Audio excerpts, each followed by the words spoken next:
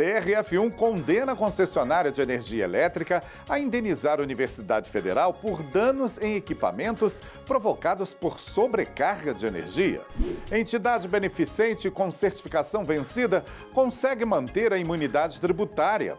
Justiça Federal garante direito de servidor que será pai de gêmeos a tirar 60 dias de licença paternidade. Aqui no Inteiro Teor, você vê as decisões e destaques da Justiça Federal da Primeira Região. Acompanhe.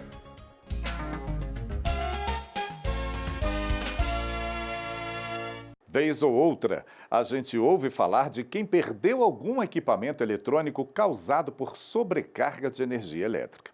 E o TRF da Primeira Região analisou um processo desses. Uma universidade federal perdeu equipamentos de informática e, como não conseguiu resolver o problema com a concessionária de energia, teve que buscar a justiça.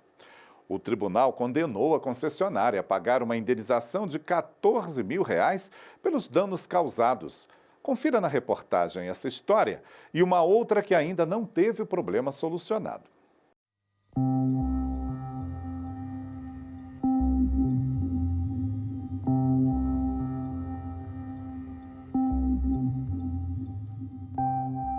Desde o fim do ano passado, essa televisão de 42 polegadas da casa de Rosileide está assim, encostada na parede.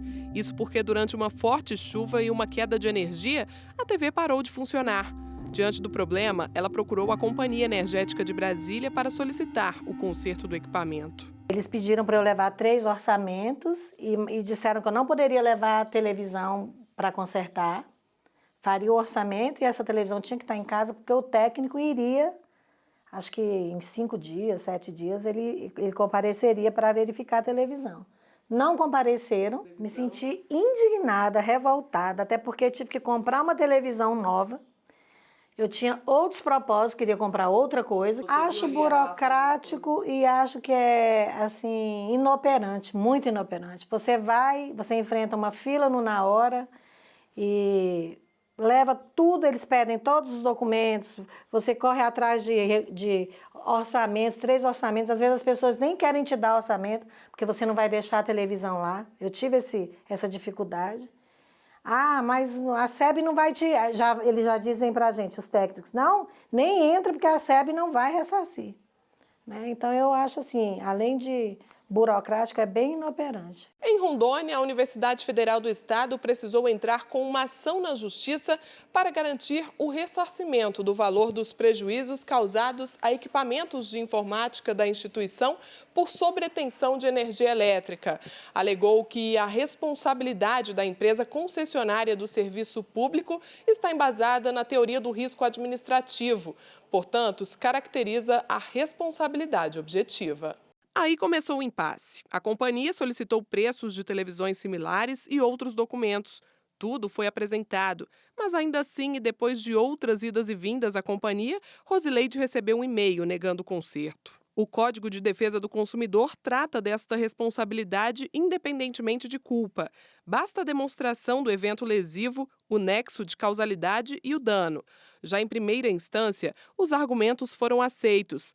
Este advogado explica por que é devida a indenização em casos como este. Qualquer defeito causado em equipamentos do usuário, do consumidor, que tenha nexo de causalidade pela prestação de serviço da distribuidora de energia, e o fato mais comum é essa sobretaxa, essa sobrelevação da tensão, é dever, é direito do consumidor ser indenizado e reparado integralmente de todos os seus prejuízos. Mas a concessionária de energia elétrica de Rondônia recorreu ao Tribunal Regional Federal da Primeira Região. Afirmou que o princípio da responsabilidade objetiva não se reveste de caráter absoluto.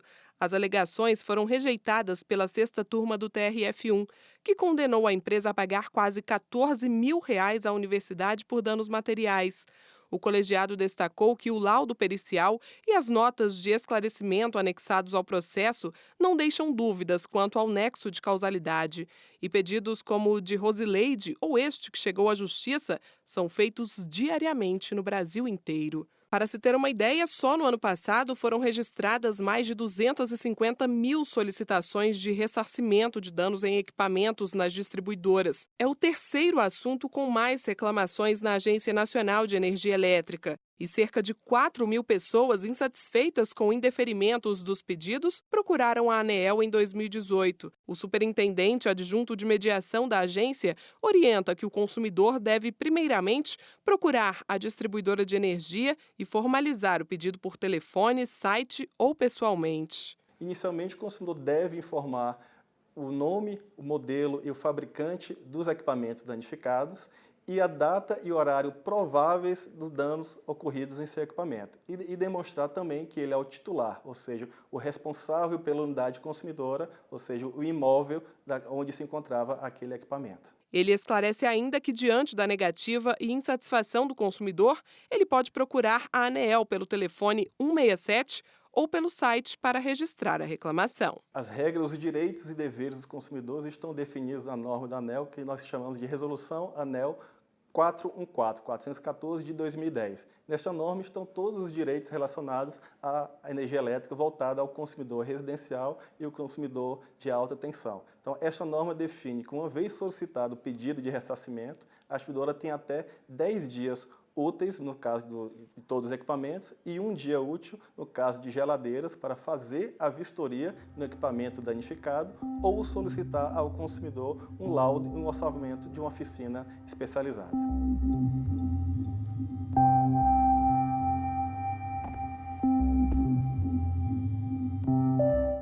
Decisões de destaque do TRF da Primeira Região estão no nosso portal. Acesse www.trf1.jus.br.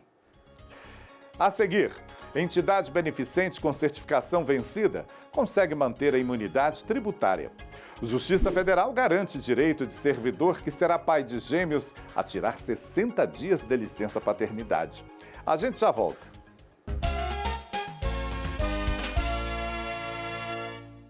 Uma entidade que já foi reconhecida como beneficente conseguiu na Justiça manter a imunidade tributária, mesmo com a certificação vencida por motivo de lentidão da administração pública na renovação do título. E esse foi o entendimento do Tribunal Regional Federal da Primeira Região. A Constituição Federal garante isenção de alguns tributos para entidades beneficentes de assistência social que atendam a requisitos legais. É a chamada imunidade tributária, concedida às instituições certificadas pelo Conselho Nacional de Assistência Social. Entre os benefícios para quem tem imunidade tributária está a isenção de impostos como IPI, PIS e COFINS, normalmente devidos no processo de importação de equipamentos. Porém, uma entidade beneficente de Minas Gerais não conseguiu a isenção de alguns tributos porque o processo que permitia a imunidade havia expirado. A associação buscou a Justiça alegando morosidade da administração pública, já que desde 2006 tenta a renovação do título junto ao Conselho Nacional de Assistência Social. Com a vitória na primeira instância, a União recorreu aqui ao TRF da Primeira Região. O caso foi analisado pela 8ª turma, que decidiu negar o pedido da União. O colegiado entendeu que a instituição não poderia ser prejudicada pela morosidade dos órgãos competentes no exame de pedido de renovação. E como já havia reconhecimento desde 2004 como entidade beneficente, foi mantida a imunidade tributária da associação. No Pará, a Justiça Federal garantiu a um servidor que será pai de gêmeos o direito de ter 60 dias de licença paternidade. E há outros casos semelhantes no Brasil. Confira.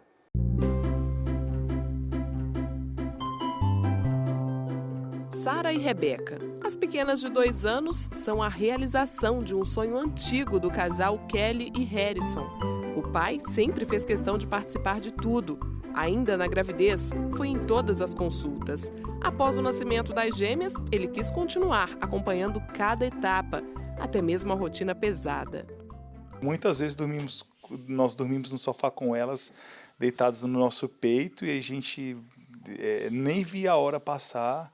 Às vezes um cochilinho assim de 15 minutos era um minuto, era tudo muito rápido e tudo muito cansativo, mas muito gratificante também de saber que eu acredito que a gente foi aprovado nessa rotina pesada que tivemos nesse tempo.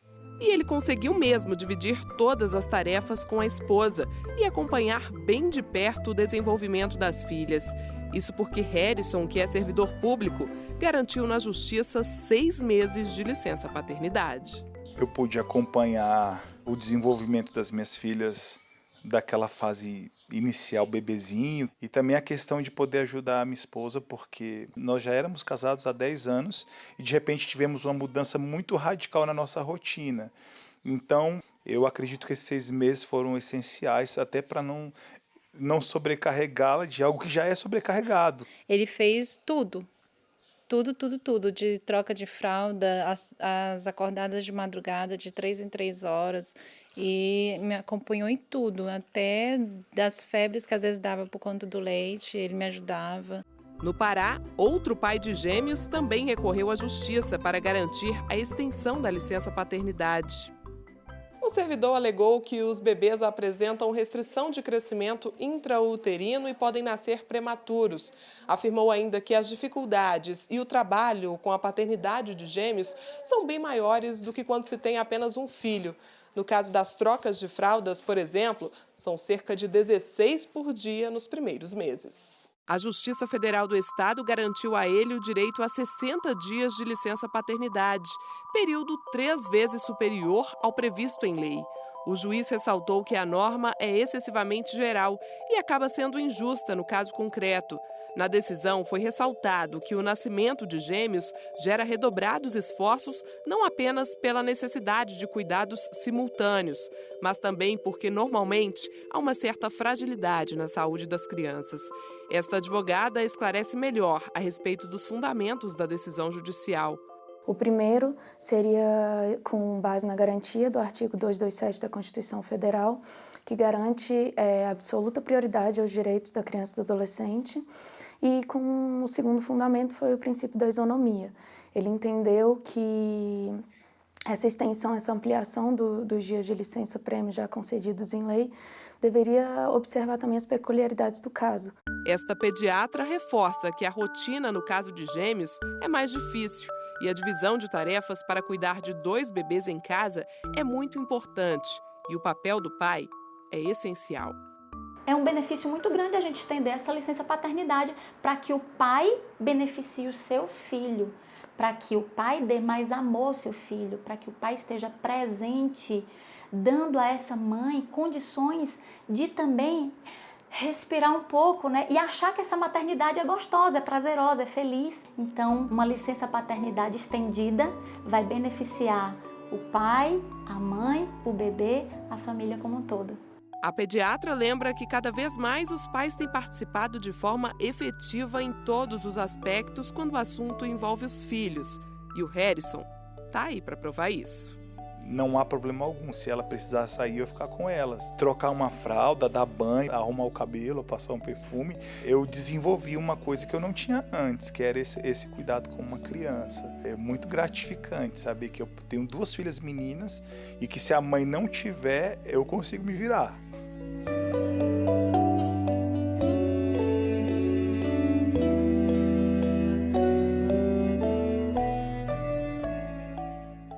Esse foi o Inteiro Teor com notícias sobre a Justiça Federal da Primeira Região. Você pode ficar com a gente no nosso portal e também nas redes sociais como Facebook, YouTube e Instagram. Até o próximo programa. Tchau!